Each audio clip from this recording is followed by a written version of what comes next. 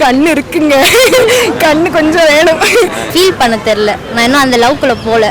ஆனால் மற்றவங்களை பார்க்கும்போது எனக்கு வந்து ஃபீல் ஆகும், நம்மளுக்கு இப்படிலாம் கிடைக்காதா, ഒരു മാതിരി എമോഷണലാ இருக்கும். ഇപ്പം നമുക്ക് വാട്സാപ്പ്, ഇൻസ്റ്റാഗ്രാം അങ്ങനെ ഒത്തിരി സോഷ്യൽ മീഡിയാസ് ഉള്ളത് കാരണം കൊണ്ട് എപ്പോഴും കാണുന്നുണ്ട്.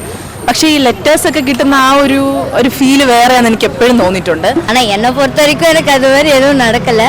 நான் அதை சப்போர்ட் பண்ணுற ஆள் கிடையாது. உன் கண்ணு பார்க்க வந்து ஒரு ரவுண்டாக இருக்கும், எனக்கு அது பார்க்கும்போது கொஞ்சம் எமோஷனல் ஆகிட்டேன். ஆக்சுவலி லவ் எல்லா ஜென்ரேஷன்லையுமே பெட்டர் தான். பாய்ஸ் முக்கியமாக இன்னும் நல்லா சேஃபாக இருக்கு. இப்போ எல்லாருமே வந்து மாறிக்கிட்டே இருக்காங்க. இன்னைக்குன்றதை தாண்டி ஒரு மணி நேரத்துக்கு ஒன்று மாற்றி போயிட்டு இருக்காங்க. 4 பேர் ஆப்ஷனில் வச்சுருக்காங்க. பார்த்தேன், ரொம்ப பிடிச்சி போச்சு. இந்த மாதிரி லவ் கரெக்ட். Hi hi. நம்ம வந்து வேலண்டைன்ஸ் டே செலிப்ரேட் பண்ணுறோம்ல, ஸோ அது வந்து எதுக்காக செலிப்ரேட் பண்ணுறோம், ஏன் இந்த டேட்டில் February 14 செலிப்ரேட் பண்ணுறோம்? ஓகே, അപ്പം ஒரு ஸ்டோரி இருக்குது. ஆக்சுவலி எதுக்காக வேலண்டைன்ஸ் டே செலிப்ரேட் பண்ணுறாங்கன்னா, சென்ட் வேலண்டைன்ஸ் அப்படிங்கிற ஒரு ப்ரீஸ்ட், அவர் வந்து அவருக்குள்ள என்ன சம்பவம்னா, சோல்ஜர்ஸ் யாரும் மேரேஜ் பண்ணக்கூடாது. அதுக்குள்ள ரீசன் என்னன்னா, சோல்ஜர்ஸ் வந்து fully they should focus on like for a country, அந்த கண்ட்ரிக்குள்ள சேஃப்டிக்காக தான் அவங்க மெயின்லி இருக்காங்க. அதனால அவங்க கல்யாணம் பண்ணிட்டாங்கன்னா அவங்களுக்கு என்னன்னா கொஞ்சம் டீவியேட் ஆயிரும், அவங்க ஃபேமிலி அந்த மாதிரி டீவியேஷன் போயிரும்ல. அதனால கல்யாணம் பண்ணக்கூடாது சோல்ஜர்ஸ் அப்படிங்கும்போது அவங்க வந்து கண்ட்ரிக்காக மட்டுமே இருக்க வேண்டியவங்க அப்படின்னு ஒரு சம்பவம் இருந்துச்சு. பட் ஸ்டில் ஹியூமன்ஸுக்கு லவ் வரும், அஃபெக்ஷன் வரும், எல்லாமே வரும். அதனால அந்த சென்ட் வேலண்டைன்ஸ் அப்படிங்கிற அந்த ப்ரீஸ்ட் என்ன பண்ணார்னா, சோல்ஜர்ஸ்க்கு எல்லாருக்குமே சீக்ரெட் மேரேஜ் பண்ணி வச்சார். ஆக்சுவலி இப்போ சீக்ரெட் மேரேஜ் பண்ணி வச்சு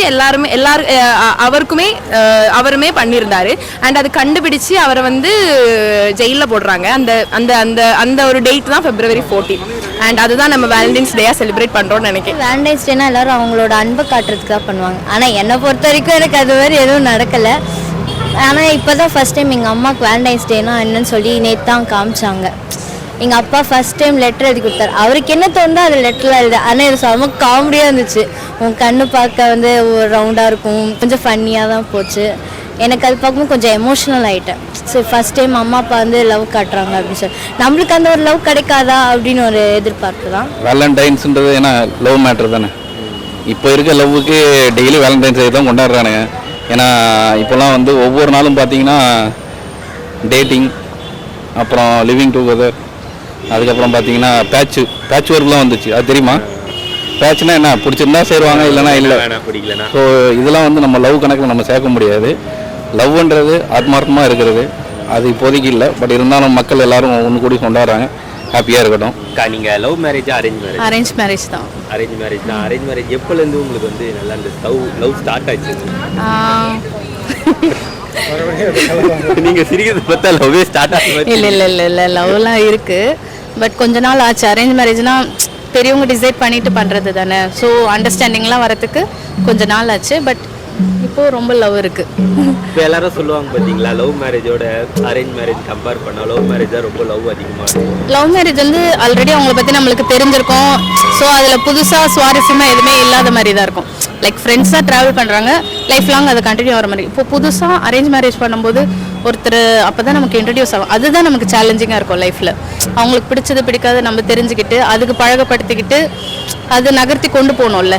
ஸோ அரேஞ்ச் மேரேஜ் எங்களுக்கு ஒர்க் அவுட் ஆச்சு, எல்லாருக்கும் ஒர்க் அவுட் ஆகும் தெரியல. ஸோ இப்போ வந்து நம்ம நிறைய ஜென்ரேஷன் பார்த்துருக்கோம். நம்ம தாத்தா பாட்டி ஜென்ரேஷனு, அதுக்கப்புறம் நம்ம அப்பா அம்மா ஜென்ரேஷனு, ஸோ நம்மளோட ஜென்ரேஷன் எல்லாரும் போகிறோம். ஸோ எந்த லவ் வந்து 2K கிட்ஸ்லாம் பண்ணி பார்த்துருப்போம் லவ்ஸ்லாம். ஸோ எந்த ஜென்ரேஷன் லவ் வந்து பெட்டராக இருக்கும்னு நீங்கள் நினைக்கிறீங்க? ஆக்சுவலி லவ் எல்லா ஜென்ரேஷன்லையுமே பெட்ரு தான். லைக் எப்படி அதை வந்து கொண்டு போகிறாங்க அப்படிங்கிறதுல இருக்குது. எவ்வளோ பியூராக எவ்வளோ ஜென்யூனாக கொண்டு போகிறாங்கிறதுல இருக்குது. அது எந்த ஜென்ரேஷனில் யார் கொண்டு போனாலுமே அது ட்ரூ அப்படின்னு நினைக்கிறேன் நான். உங்களுக்கு பார்த்துருப்பீங்களா, இப்போ எங்கள் அப்பா அம்மா லவ் பெட்டராக இருக்குங்களா, இல்லை ஐயோ எங்கள் தாத்தா? அதுலேயுமே கொஞ்சம் போராய்மைகள், லைக் அதுலேயுமே கொஞ்சம் டிமெரிட்ஸ் இருக்குது. அண்ட் இப்போ உள்ளதுலேயுமே மெரிட்ஸும் இருக்குது, டிமெரிட்ஸும் இருக்குது. ஸோ எனக்கு அப்படி ஜட்ஜ் பண்ண தெரியல, யார் பெட்டர் யார் இதுன்னு ஜட்ஜ் பண்ண தெரியல. அவங்கவுங்க വേയിൽ அவங்க பெட்டராக பண்ணுறாங்கன்னு நினைக்கிறேன். എനിക്ക് എൻ്റെ അച്ഛൻ്റെ അമ്മയുടെ തന്നെയാണ് ഏറ്റവും பெஸ்ட் லவ் ஆகிட்டு தோணிட்டுள்ளது. எனக்கு வந்து எங்கள் அம்மா அப்பாவை பார்க்கும்போது எனக்கு, ஏன்னா அந்த ஜென்ரேஷனில் வந்து பாட்டி தாத்தாலாம் வந்து பார்த்திங்கன்னா கேர்ள்ஸ் வந்து மோஸ்ட்லி வீட்டில் இருப்பாங்க. கொஞ்சம் பாய்ஸ் கொஞ்சம் வெளியில் போகிறது, அவ்வளோவா வந்து கேர்ள்ஸை வெளியில் எல்லாம் அனுப்பலை.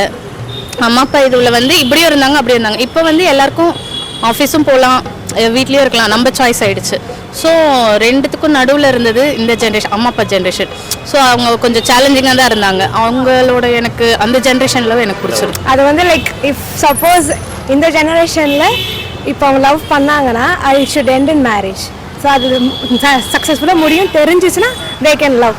ஸோ எனக்கு பொறுத்த வரைக்கும் அது எதில் யார் லவ் பண்ணாலும் சரி, அப்பா அம்மாவோ இல்லை வந்துட்டு எங்கள் அப்பா அம்மா கூட கேட்டது கிடையாது இது வரைக்கும் அவங்க லவ் பண்ணியிருக்காங்களான்னு. பட் ஸ்டில் அவங்க யார் லவ் எந்த ஜெனரேஷன் லவ் இருந்தாலும் அது அவங்க லவ் பண்ணது வந்து அவங்க கடைசி வரைக்கும் கொண்டு போய் நிறுத்தினா தட்ஸ் பெஸ்ட். எனக்கு எப்போவுமே 90 கிட்ஸ் லவ் தான் பிடிக்கும். ஏன்னா அவங்க தான் உண்மையாக இருப்பாங்க.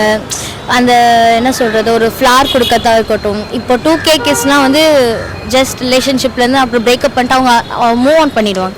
எனக்கு அந்த மாதிரி இருக்கக்கூடாது. ஒருத்தவங்க நினச்சிட்டு ஒன் சைடாக இருந்தால் கூட நல்லா ஜாலியாக இருக்கும். ஸோ 90s கிட்டோட லவ் தான் நல்லா. எந்த லவ் பார்த்து நீங்கள் இந்த மாதிரி இருக்கணும்டா லவ்லாம் நம்ம அப்படின்ற மாதிரி? எனக்கு மோஸ்ட்லி விஜய் சார் மூவி பிடிக்கும். அதில் நான் എക്സാക്റ്റ് ഇത് சொல்கிறேன்னு தெரியல, അവരോட ഇത് എനിക്ക് പിടിക്കും. ഇപ്പം നമുക്ക് വാട്സാപ്പ്, ഇൻസ്റ്റാഗ്രാം അങ്ങനെ ഒത്തിരി സോഷ്യൽ മീഡിയാസ് ഉള്ളത് കാരണം കൊണ്ട് എപ്പോഴും കാണുന്നുണ്ട്. പക്ഷേ ഈ ലെറ്റേഴ്സൊക്കെ കിട്ടുന്ന ആ ഒരു ഫീല് വേറെയാണെന്ന് എനിക്ക് എപ്പോഴും തോന്നിയിട്ടുണ്ട്. இல்லை எல்லா இதுலேயுமே இப்போ கூட உண்மையாக லவ் பண்ணுற பசங்க இருக்காங்க. எல்லாமே பையனுக்காகவும் பொண்ணுக்காகவும் எல்லாருமே வெயிட் பண்ணுறாங்க இருக்குது. பட் அதில் அப்போவுமே சரி தப்பான விஷயங்கள் இருக்க தான் செய்யுது. மேஜராக பார்த்தீங்கன்னா ஒரு 90ஸ்க்கு முன்னாடி வரைக்கும் நல்ல லவ்னு நினைக்கிறேன் என்னை பொறுத்தளவில். அதுக்கப்புறம் எப்படி இருக்குன்னு தெரில. லவ்னு பார்த்தீங்கன்னா அது வந்து எவ்வளோ நீங்கள் சொல்கிற மாதிரி ஏராளம் இல்லை. அது வந்து 1000 இயர்ஸ் அந்த மாதிரி எவ்வளோ வேணால் கொண்டு போகலாம். கான்செப்ட் சிமிலர் தான். ஸோ அதனால் இட் டிபெண்ட்ஸுங்க அது. ஸோ இந்த காலத்துலேயுமே ட்ரூ லவ் பார்க்க முடியுது, அந்த காலத்தில் ட்ரூவாக இல்லாத லவ்வும் பார்க்க முடியும். ஸோ இப்படி ஹைப்போதெட்டிக்கலாக தான் ஆன்சரும் பண்ண முடியும். அப்படி ஒரு டாபிக்ல அது. இப்போ வந்து ரீசெண்டாக இந்த 2K கிட்ஸ்லாம் வந்து லவ் வந்து ஒரு லவ்வாக பார்க்காம ஜஸ்ட் அதை யூஸ் பண்ணுற அந்த மாதிரிலாம் நிறைய நடக்குது. ஸோ அதெல்லாம் பற்றி நீங்கள் என்ன நினைக்கிறீங்க? நான் அதை சப்போர்ட் பண்ணுற ஆள் கிடையாது. பட் பின்ன அவங்களுக்கு தே ஆர் அடல்ட்ஸ், அவங்களுக்கு தெரியும் எப்படி போகணும்னு அவங்களுக்கு ஒரு இது இருக்கு. ஓகே, அதை அனுசரித்து அவங்க போனாங்கன்னா அது அவங்களுக்குள்ள விருப்பம். அது let them do whatever they want. But நான் அதில் வந்து இன்வால்வ் ஆகலை, நான் சப்போர்ட்டும் பண்ணலை. கேர்ள்ஸ் சேஃபாக இருக்கணும், பாய்ஸ் முக்கியமாக இன்னும் நல்லா சேஃபாக இருக்கும். இப்போ எல்லாருமே வந்து மாறிக்கிட்டே இருக்காங்க. ஸோ அதனால் பார்த்துருங்க, எல்லாம் சேஃபாக இருங்க. அவங்களாம் தப்பாக பயன்படுத்தலாம், அவங்க தான் கரெக்டாக பயன்படுத்துகிறாங்க. நம்ம தான் தப்பாக பயன்படுத்தி ஒரு பொண்ணுக்காக கஷ்டப்பட்டு வாழ்ந்து அப்படியே என்ன தேவதாஸ் ஆயிடுவாங்க. அவங்க அப்படி இல்லை. இன்னைக்குன்றதை தாண்டி 1 மணி நேரத்துக்கு ஒன்று மாற்றி போயிட்டு இருக்காங்க. 4 பேர் ஆப்ஷனில் வச்சுருக்காங்க.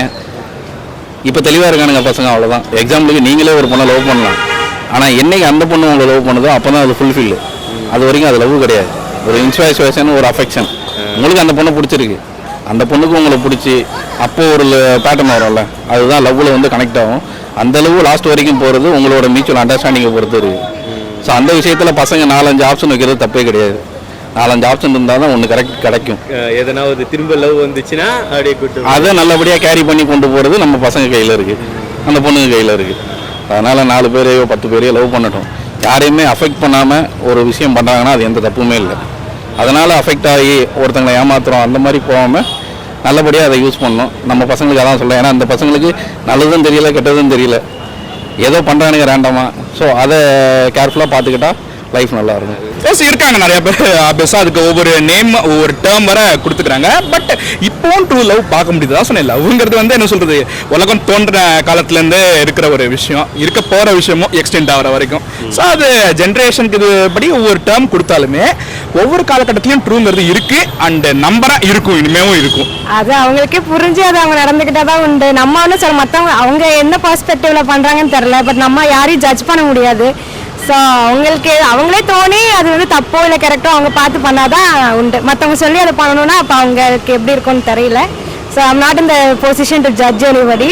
அப்படிலாம் இல்லை, அவங்களும் சம்டைம்ஸ் ட்ரூவாக இருக்கலாம், அது நமக்கு தெரியாதுல்ல. ஒரு பர்சனோட அவங்களோட ஓன் ஃபீலிங்ஸ் அதை நம்ம கொச்சப்படுத்த முடியாது. அதனால் விட்டுடு. இப்போ காதலுக்கு கண்ணிலெல்லாம் சொல்லுவாங்க பார்த்தீங்களா?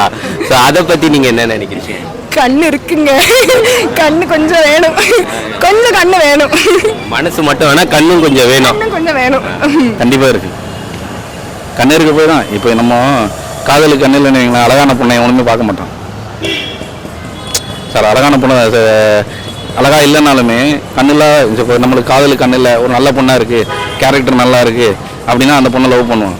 ஆனால் ஃபஸ்ட்டு நம்ம பார்க்குறதே பொண்ணு அழகாக இருக்கான்னா, மேலேருந்து கீழே வர பார்த்துட்டு பொண்ணு சூப்பரா, அப்போ நம்ம ட்ரை பண்ணுவோம். அப்படின்னு அதுக்கு ஒரு எஃபெக்ட் போட்டு அதுக்கு ஒரு ஹோம்ஒர்க் பண்ணி அதை எந்த அளவுக்கு நம்ம கொண்டு போகலாம், அதுக்கு என்னென்ன பிடிக்கும், இவ்வளோ டெடிகேட் பண்ணி பண்ணுறான்ல. ஸோ காதலுக்கு கண்டிப்பாக கண்ணு இருக்குது. அந்த காதலுக்கு கண்ணு இல்லைன்னு ஃபர்ஸ்ட் சொல்றதெல்லாம் போய் கண்ணு இருக்கு. கண்ணு இருக்க போய் தான் காதலே பண்ணுறானுங்க. அதெல்லாம் உண்மைதான். என் ஃப்ரெண்ட்ஸை பார்த்துட்டு இருக்கேன், ஆனால் எனக்கு இன்னும் அதை ஃபீல் பண்ண தெரில. நான் இன்னும் அந்த லவ்க்குள்ளே போகல. ஆனால் மற்றவங்களை பார்க்கும்போது எனக்கு வந்து ஃபீல் ஆகும், நம்மளுக்கு இப்படிலாம் கிடைக்காதா, ஒரு மாதிரி எமோஷ்னலாக இருக்கும். கண்டிப்பாக வந்து நீங்கள் கேட்குறீங்களே கமெண்ட் பாக்ஸில் வரும் ஐஎம்இஆர் அப்படின்னு கண்டிப்பாக வரும். கண்டிப்பாக வரும், ஆனால் உண்மையாக இருக்கணும்ல. அது நீங்களும் உண்மையாக தான் இருப்பீங்க. கண்டிப்பாக நான் வந்து எப்பவுமே உண்மையானது. கண்ணு காது மூக்கு எதுவும் தான் கிடையாது, லாஜிக் இல்லை. லவ்ங்கிறது ஒரு ட்ரூவாக ஒரு மேஜிக் தாங்க நிஜமாவே.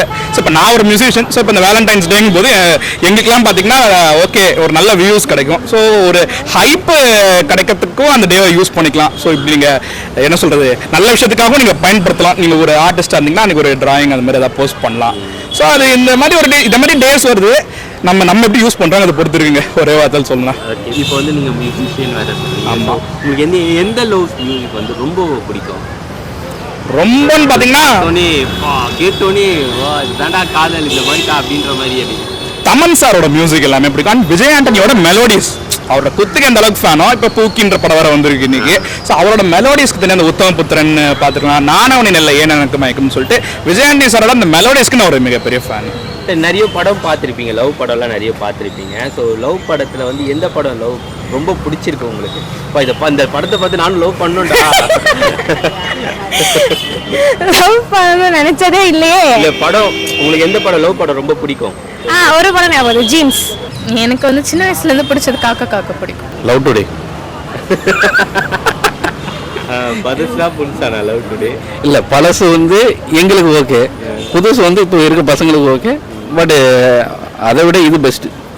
இப்போ இருக்க லவ் டுடே பெஸ்ட்டு. ஏன்னா ஆனால் ஃபைனலில் வந்து அது உண்மையான லவ் வந்து சூப்பராக காட்டிடுவாங்கல்ல அதில். அதாவது நீங்கள் அந்த படம் ஃபுல்லாக பார்த்தீங்கன்னா லாஸ்ட்டில் அதை காமிக்கும் போது அது ட்ராமா மாதிரி தான் தெரியும், அது வந்து நம்புற மாதிரி இருக்காது. பட் ஆனால் நம்ம ஃபர்ஸ்ட்லேருந்தே ஜாலியாக இருந்துட்டோம் அந்த படத்தை பொறுத்தவரை. ஸ்டார்டிங்லேருந்தே ஜாலியாக ஒன்று கேரி பண்ணி போகிறதுனால சில விஷயத்த மன்னிச்சிருவாங்க ஆடியன்ஸ். அப்படிங்கும்போது அதை கண்டுக்கல, சரி ஓகேடா ஏதோ 5 நிமிஷம் ஏதோ உழைச்சிட்டு போகிறான் போடா அப்படின்னு விட்டலாம். ஆனால் ஓவரால் பார்த்தீங்கன்னா இப்போ இருக்க ஜென்ரேஷனுக்கு அந்த ஃபர்ஸ்ட்லேருந்து லாஸ்ட் வரைக்கும் வந்த பேட்டர்ன் எல்லாருக்கும் ஒர்க் அவுட் ஆயிடுச்சு. இந்த பொண்ணை பேசுறதா இருக்கட்டும், மற்ற பொண்ணுகிட்ட ஃப்ளோட் பண்ணுறதா இருக்கட்டும், அவங்ககிட்ட ஃபோட்டோ வாங்குறதா இருக்கட்டும். இன்னொன்று அவன் தங்கச்சியே ட்ரை பண்ணியிருப்பாரு. இதுதான் ஏதாவது ஹார்ட் ஒர்க் நெவர் ஃபெயில்ன்ற மாதிரி ஒன்று இல்லைன்னா ஒன்று கிடச்சிது, அதில் அவர் ட்ராவல் வர்றாரு. இதான் நான் சொன்னது தான், 4 பொண்ணில் ஒரு பொண்ணு உங்களுக்கு கிடச்சிருச்சு, உங்களுக்கு ரிப்ளை பண்ணிடுச்சு அப்படின்னா அந்த பொண்ணை அவர் கரெக்டாக கேரி பண்ணி லாஸ்ட்டில் கொண்டு வந்து சுமூகமாக முடிச்சிட்டாரு. ஸோ அந்த விஷயத்தில் நல்ல விஷயம் தான், நல்ல ஒரு கண்டென்ட் தான் சொல்லியிருக்காரு. இப்போ ரீசெண்டாக வித் லவ் நல்லா இருந்துச்சு, எனக்கு ரொம்ப பிடிச்சிருந்தது. ரொம்ப டிக்னிஃபைடாக டீசெண்டாக இருந்துச்சு. ரீசெண்ட் அப்போ லாஸ்ட் வீக் வந்ததில் ஓஜி அப்படின்னு பார்த்து ஓமை கடவுளை பிடிச்சிருந்து. ரொம்ப நம்ம ஓஜின்னு பார்த்தீங்கன்னா சந்தோஷ் சுப்ரமணியம் பிடிக்கும் எனக்கு. காதல் கோட்டை அது எதனால் அது எங்கள் அம்மாவுக்கு பிடிக்கும். ஃபர்ஸ்ட் டைம் எங்கள் அம்மா ஒரு 1 வீக் முன்னாடி தான் இந்த மாதிரி 90s கிட்ஸ் மூவிலாம் பார்க்க ஆரம்பித்தேன். ஸோ ஒரு மாதிரி எக்ஸாம்லாம் முடிச்சு ஒரு மாதிரி எக்ஸைட்டாக இருந்தது. ஸோ அதனால எங்கள் அம்மா சொன்னாங்க காதல் கோட்டை பார்க்க, சரி பார்த்தேன், ரொம்ப பிடிச்சி போச்சு. இந்த மாதிரி லவ் கரெக்ட், எல்லாருக்கும் அந்த மாதிரி லவ் கிடைச்சா நல்லா இருக்கும்ல. கண்டிப்பா கிடைக்கும். அடுத்த வேலண்டைன்ஸ் டேலாம் வந்து நீங்க வந்து லவ்வர்ஸ் கூட ஐயோ அந்த மாதிரி எனக்கு வந்து எங்க அம்மா எது சொன்னாலும் ஓகே தான்.